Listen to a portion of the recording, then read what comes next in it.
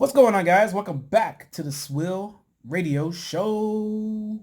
All right, Mike here giving you guys some news that you most definitely can use. All right, so this episode we'll be talking about some love after lockup. All right, so it starts off with Brittany and Marcelino. All right, so they're meeting with the lawyer, and the lawyer's letting him know the game plan and everything like that.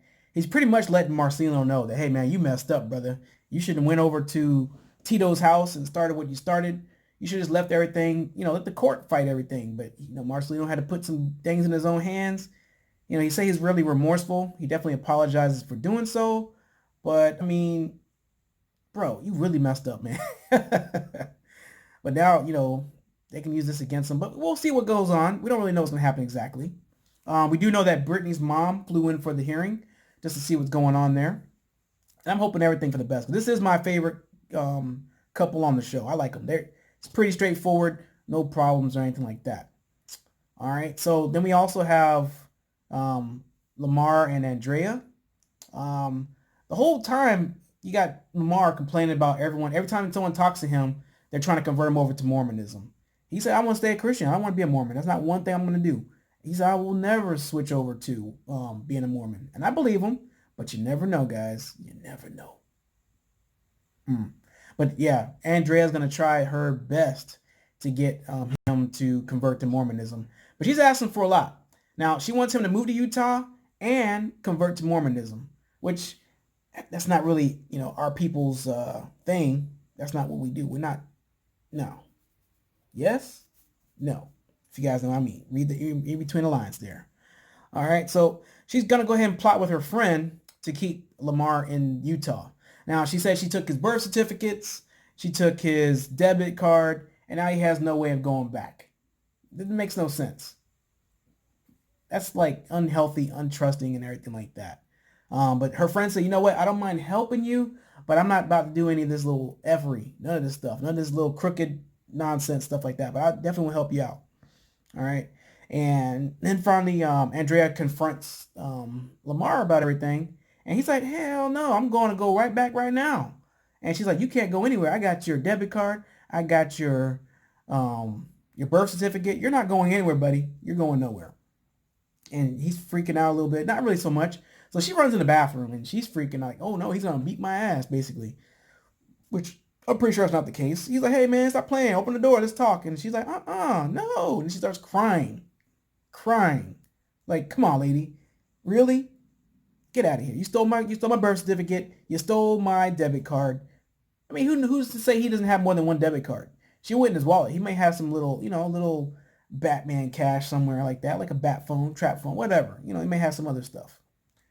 All right. Then we also have Scott and Lizzie. But I'm definitely hoping Andrea and Lamar for the best. Hopefully everything works out. Not really saying he should move to Utah. If he doesn't want to be there, he don't need to go there. I think he's stay where he wants to be. We'll see what goes on. I can't wait. I'm excited. All right, so good old Scott and Lizzie. So Scott refused to pee for the drug test the whole time. Lizzie already did her thing. She passed. We had the friend checking everything out, and she said, okay. I know she wasn't happy, but she said, yeah, you passed. Nothing changed colors or anything like that. But Scott, he couldn't pee. This whole time he's like, I can't go. I can't go. Right now it's like I'm pee's not coming out. So, Lizzie's like, hey, you want me to turn on the sink water for you? Is that going to help you out? And he's like, okay, whatever. So she turns it on, and of course, nothing happens. And, yeah, then he's like, hey, you know what? I can't do this. I can't do it. So he let Lizzie know, hey, I got a problem. I've been doing some meth, some heroin and stuff like that. And she's like, what? I can't do this. I can't be around you. So she's like, you know what? We can get you some help. We're going to get you some in-house help, whatever. So he has to go away somewhere and get some assistance that way. Because you can look and tell on this man's face, he's doing some kind of something, He's not all there. His eyes are glassy as hell. How do you not know this man is on drugs? I don't get it. All right, so his face is red and weird looking. He's just looking like a crackhead, bro. Like, maybe not a crackhead, but yeah, meth head and all that. That's how he lost his teeth back in the day. Smoking them meth pipes, man. But she said, I'm going to come back the next day and I'm going to let you know my decision. And he's like, oh, you're not coming back? You won't be back here. He's just, being like a little damn kid. Honestly, she should leave him. It sounds like she's doing okay for herself and she's trying to build herself back up, but he's going to bring her back down, man. I understand he loves her and all this and that, but it's like, why do you love her? Why? Like, she's not the only chick in the world. Stick with the little roommate you got right now. Stick with her. She'll help you out. All right. Then we got Megan, Michael, and Sarah. All right. So Megan is sad about not talking to Michael, of course. But she can always talk to his friend that she was kissing up on the whole time. She could talk to that guy. She just complained the whole time about, oh my God, I don't want to see you and this and that and this and that. Well, anyway, Sarah takes the kids, the two daughters, to see Michael. So Michael gets to meet the second daughter for the first time. He's ecstatic. He's like, let's go out to eat. And she's like, really? And she's like, in her head, she's like, oh wow, we're gonna do some family stuff. And he's like, oh wow, all of us? And he's like, nah, just me and you. And she's more or less like, who's gonna watch the kids? And he's like, hey, Day and my mom, they're gonna do it. They're gonna watch the kids. And she's like, And he's like, well, I already picked this out already. I already, talked to them about it ahead of time. And they said it's a good idea. Let's go ahead and, do some stuff. And then it turns into an argument, and it doesn't go well, guys. It does not go well the whole time. I mean, she has divorce papers she took with her and everything like that. And she knows that they're not compatible. But, I guess when you have kids with somebody, you want to stick it out. Nah. No, not going to do that myself. It doesn't make sense. If you're not happy, you got to be happy. You can't just be happy just for kids, just because you got kids. I mean, it does make sense. If you have kids, you don't want to, you don't want to be with other guys and kids see all that. I understand that. But if you're not happy, man, you'll never be happy, ever. If it's already this extreme right now, what he's doing with her, then it's going to get worse in the long run. It may not be just one chick. It may be 3 or 4 chicks down the road. You never know, man. He may bring you some diseases or whatever the case is. It is what it is, guys. I'm just calling it like I see it. All right, so then we have good old Clint and Tracy. So they're supposed to renew their wedding vows, and it's supposed to be like 7 p.m. And, Tracy, she's there. She's ready to go. And Clint is nowhere to be found. So she's over here like, oh my God, he stood me up. Blah, blah, blah, blah, blah. Then all of a sudden, of course, here comes the white knight. Riding on his little horse. Not really necessarily on the horse, but here he comes. He shows up. She's excited about it.